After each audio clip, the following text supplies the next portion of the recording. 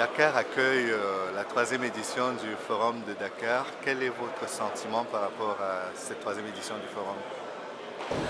Je pense que c'est une édition de Forum qui se passe plutôt bien, avec une bonne fréquentation et avec surtout, comme d'habitude, je dirais, la possibilité de rencontrer des acteurs très différents, des acteurs militaires, politiques, mais aussi de la société civile, des chercheurs.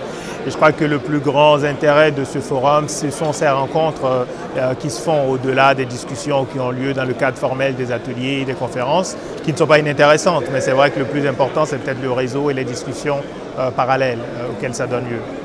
Est-ce que vous pensez que cela entérine le fait que l'insécurité est aujourd'hui un sujet de préoccupation majeur sur le continent africain?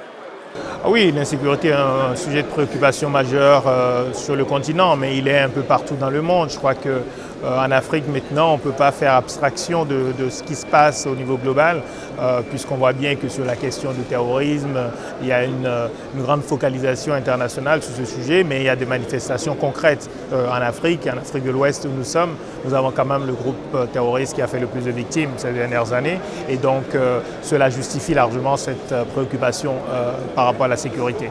Je crois que l'intérêt de ce forum, c'est justement d'aller au-delà des questions de sécurité, des réponses notamment militaires, pour aborder également les questions politiques, les questions économiques et sociales qui sont en lien avec les questions de sécurité. D'accord.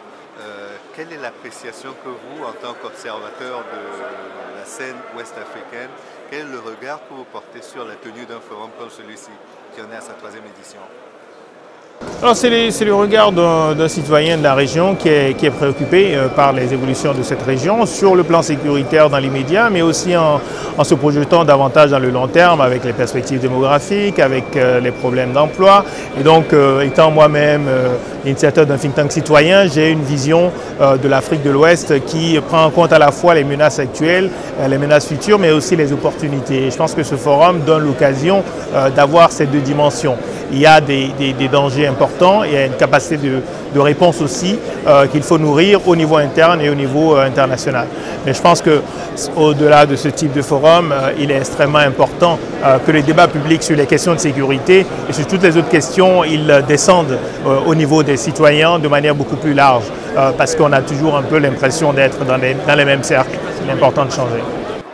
Comment justement faire pour que ces sujets deviennent des sujets de préoccupation citoyenne et de tous les citoyens? La responsabilité est la nôtre. Ce qu'on essaie de faire au niveau du think tank citoyen Wati en Afrique de l'Ouest, c'est justement mettre toutes les questions d'intérêt général sur la table et susciter des contributions venant de tout le monde. C'est aussi mettre l'accent sur la nécessité des connaissances. Nous avons besoin de développer dans la région un intérêt pour la connaissance, pour les savoirs, sur nos propres dynamiques, mais aussi sur les dynamiques régionales et internationales. Et ça ne peut pas être simplement limité à un tout petit groupe de personnes.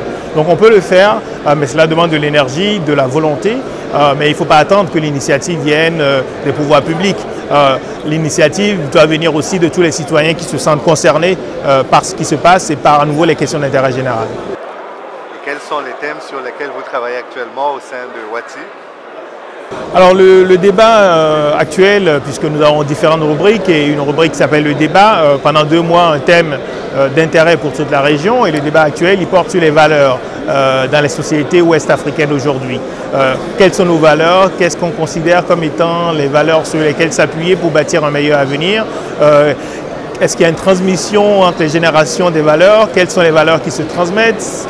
Quel est le rôle de la famille?